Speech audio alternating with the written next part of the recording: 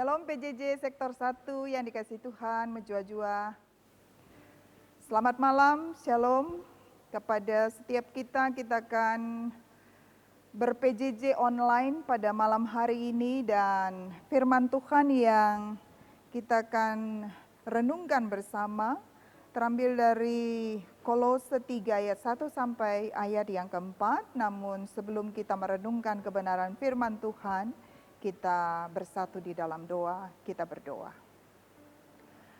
Kami terus bersyukur kepadamu ya Tuhan, Engkau Allah yang mengasihi kami, dan di tengah-tengah situasi yang belum memungkinkan kami untuk bersekutu bersama di gerejamu yang kudus, kami tetap bersyukur, kami boleh beribadah dari rumah kami masing-masing melalui PJJ online ini.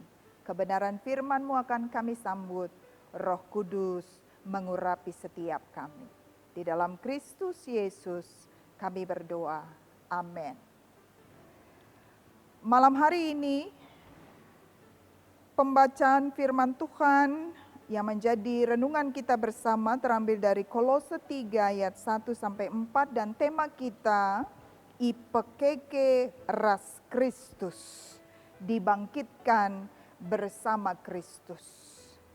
Kolose adalah surat yang dituliskan Paulus kepada jemaat di Kolose, dan pada malam hari ini kita melihat bagaimana melalui suratnya ini Paulus mengingatkan kepada jemaat di Kolose dan kepada kita sekalian juga yang merenungkan teks firman Tuhan malam hari ini akan posisi dan status kita sebagai orang-orang yang sudah dibangkitkan bersama dengan Kristus. Kita sudah merayakan Paskah pada hari Minggu tanggal 12 April dan bagaimana kita juga mengalami kemenangan bersama dengan kemenangan Kristus yang bangkit mengalahkan maut. Dan karena itu Paulus mengingatkan tidak hanya jemaat di Kolose, tapi juga kepada setiap kita malam hari ini. Sebagai orang-orang yang sudah dibangkitkan bersama Kristus, maka ada beberapa poin yang kita boleh renungkan bersama melalui teks ini. Yang pertama, orang-orang yang sudah dibangkitkan bersama Kristus harus selalu melihat ke atas. Seperti yang dikatakan oleh Paulus pada teks kita malam hari ini. Carilah perkara yang di atas, di mana Kristus ada, duduk di sebelah kanan Allah. Melihat ke atas, mengarahkan pikiran kita dan mencari perkara-perkara yang di atas. Ini sampai 2 kali disampaikan oleh Paulus. Dan biasanya kalau sampai diulang 2 kali, itu berarti ini merupakan bagian yang penting dan mendapatkan penekanan. Paulus tidak bermaksud mengajak kita di sini melarikan diri dari dunia kita, melarikan diri dari aktivitas keseharian kita. Bukan maksud Paulus kita harus menjadi misionaris, menjadi pendeta, menjadi biarawan atau biarawati, meninggalkan pekerjaan dan tugas kita selama ini. Tapi kita tetap dalam lingkungan pekerjaan kita tetap dalam lingkungan keseharian kita, tapi dari sejak sekarang, from now on, sebagai orang-orang yang sudah dibangkitkan bersama Kristus, kita harus melihat segala sesuatu dalam terang Kristus, tidak lagi berfokus pada hal-hal duniawi dan menjadikan hal-hal di dunia ini tidak lagi menjadi tujuan utama hidup kita. Jelas Paulus berkata, pikirkanlah perkara yang di atas, bukan di bumi.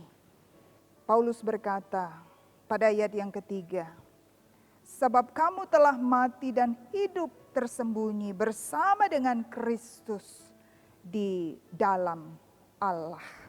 Karena itu maka hidup kita yang selama ini mungkin dikuasai keinginan daging telah mati bersama dengan kematian Kristus. Ada banyak orang yang sekalipun sudah mengalami kebangkitan bersama dengan Kristus, tapi masih memusatkan hidup kita dan seringkali lebih terfokus kepada hal-hal yang lebih duniawi ini.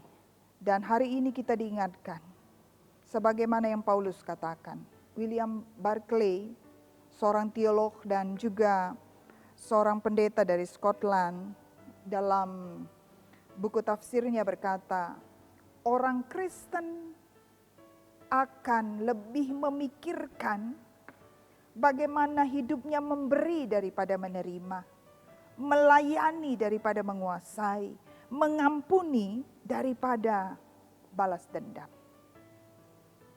Inilah hidup yang sudah mengalami kebangkitan bersama dengan kebangkitan Kristus. Jadi tidak mempersoalkan ketika kita diminta untuk berbagi, kita tidak lagi bersoal nampati lalap atau mengeluhkan itu. Atau kita tidak lagi berpikir bagaimana kita dapat menguasai orang lain. Jadi tidak lagi berpikir ketika tersakiti, bagaimana membalas sakit hati kita kepada orang lain. Dan hari ini kita diingatkan, cara pandang dan cara pikir orang-orang yang sudah mengalami kebangkitan Kristus. Tidak lagi mengalami cara pandang dan cara pikir seperti konsep dunia ini. Melainkan memiliki cara pandang Tuhan. Konsep berpikir yang mengarahkan pandangannya dan pikirannya kepada hal-hal sorgawi. Lalu poin yang kedua, orang yang sudah dibangkitkan bersama dengan Kristus, dia harus melihat ke belakang. Sebagaimana Paulus tadi katakan, sebab kamu telah mati dan hidup tersembunyi bersama dengan Kristus di dalam Allah. Kita perlu menengok ke belakang kepada kematian Kristus, di mana dosa-dosa kita sudah dibayar, di mana dosa-dosa kita sudah dilunasi dan diselesaikan. Dan orang yang sudah mati bersama Kristus, dosanya pun telah dimatikan dan kita tidak lagi hidup dalam dosa karenanya. Dan poin yang ketiga, sebagai orang-orang yang sudah dibangkitkan bersama dengan kebangkitan Kristus, maka kita diajak untuk melihat ke depan. Apabila Kristus yang adalah hidup kita menyatakan diri kelak, kamu pun akan menyatakan diri bersama dengan Dia dalam kemuliaan. Pada ayat yang keempat, Paulus katakan, melihat ke depan. Jelas ayat keempat ini berbicara tentang kedatangan Kristus kembali. Apabila Kristus menyatakan diri kelak, kamu pun akan menyatakan diri bersama dengan Dia dalam kemuliaan. Hasilnya, Allah akan menyatakan kemuliaan-Nya bagi kita. Selama kita hidup di dunia, kita hidup dengan penuh perjuangan, hidup dalam kemenangan Kristus yang sudah membangkitkan kita. Tuhan memampukan kita, sebagaimana tema kita, dibangkitkan bersama Kristus, mengalami kebangkitan Kristus dan menyaksikan kebangkitan Kristus itu dalam kehidupan kita ketika kita sanggup menang melawan keinginan daging kita, keinginan dosa, dan hal-hal duniawi tidak lagi menguasai kita. Tuhan memberkati, selamat ber-PJJ. Amin. Kita akan bersama-sama berdoa untuk renungan firman Tuhan yang sudah kita renungkan bersama. Kita berdoa.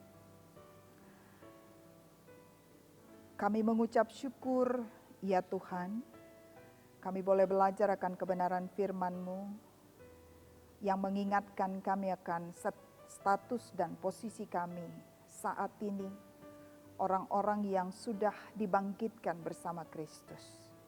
Karena itu cara pandang kami, cara pikir kami, kiranya juga boleh berubah seiring dengan kemenangan yang sudah dinyatakan bagi setiap kami. Kami menang mengalahkan pikiran-pikiran yang menyesatkan. Kami menang mengalahkan keinginan daging yang seringkali menjadikan kami lemah. Dan sebagai orang-orang yang sudah mengalami kebangkitan Kristus, kami harus memandang ke atas, memandang dan mengingat pengorbanan Kristus akan kematian yang sudah menebus kami, memandang ke depan bagi kedatangan Kristus kembali yang akan menyatakan kemuliaannya kelak. Mampukan kami terus hidup dalam kemenangan yang sudah dianugerahkan Kristus melalui kebangkitannya. Di dalam Kristus Yesus yang sudah bangkit dan menang, kami berdoa dan bersyukur. Amin.